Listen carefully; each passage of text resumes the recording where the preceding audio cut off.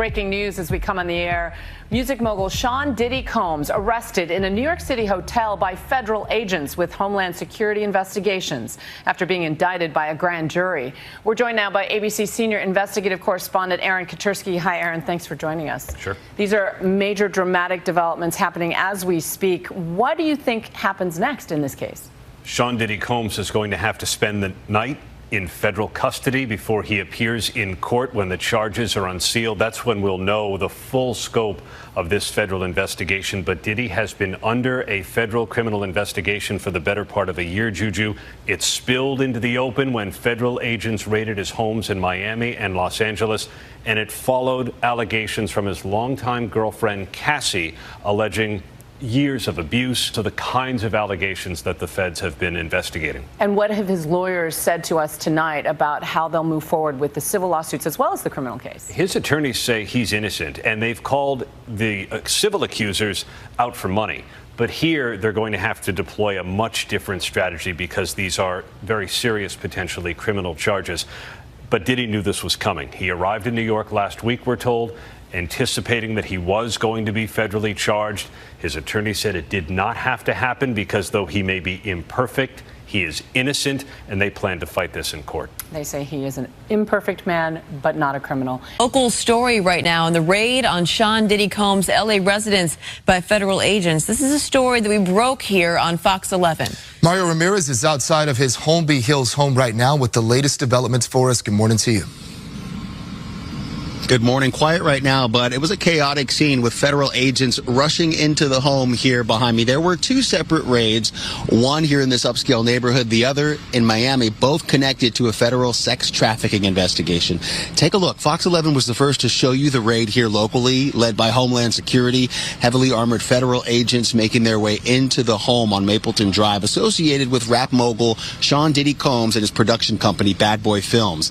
Dozens of agents searched the property for hours, leaving with boxes of evidence. A similar scene at the Miami Beach property listed in his name as well.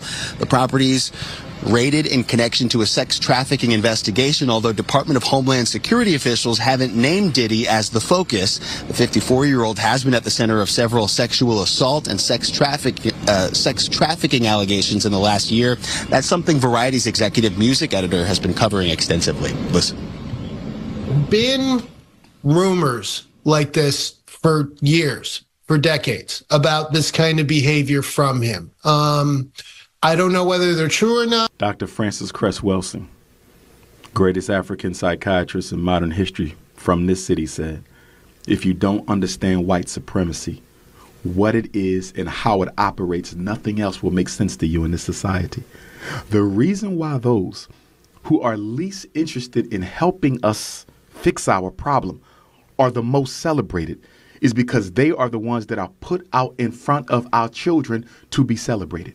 If you were not loyal to black people before you got rich, you definitely will not be loyal to black people after you get rich. But let's go further. During slavery, when a rebellious slave misbehaved, what would they do? They would put him out in front of all the slaves, and they would whip him and tar and feather him and lynch him as a message to the others. Every generation, white America makes a sacrifice of a black celebrity. Look at your entire life. I've been on the planet 45 years. Every generation of my life, every decade, white America finds a celebrity that they put out and destroy them as a reminder to LeBron and Oprah and Lee Daniels and Tyler Perry and everyone else. Jay-Z, Beyonce, don't forget, you might be a billionaire, but remember who helped you make that money. At the end of the day, y'all got the money, but we got the power. That's why they don't mind signing a $100 million contract. Because everybody in your circle is white. Your agent is white. Your lawyer is white. Your publicist is white. Your banker is white. The person selling you the car is white. So do you know what a black celebrity really is? He's a water sprinkler. He's a redistributor of white wealth. Because you can't use that money to help your own people. The reason they don't help us is because the white man has made it clear. Number one, white people will not support black people who are loyal to black folks. You cannot become a popular celebrity in America if you are unapologetic. It's impossible. You must do what? compromise yourself in the presence of white folk, you must be an acceptable Negro. If you are not an acceptable Negro, they will destroy you. I like LeBron James, and I see he got some black manhood in him, but he's trying to navigate this in his final years because he's concerned about what his public memory and image will be after he retires. Oprah's doing the same thing. You see, they want to help, but they know white folks don't value black people who know they black and want to help black people. That's a crime in America, being loyal to black. You can't be rich and be loyal to black folks because you end up like Johnny Cochran, assassinated, so-called brain aneurysm. They murdered Johnny Cochran because he was investigating how much money America owes black people for slavery. First he gets OJ off, then he gets Geronimo Pratt of the Black Panther Party off for free, defended him for free.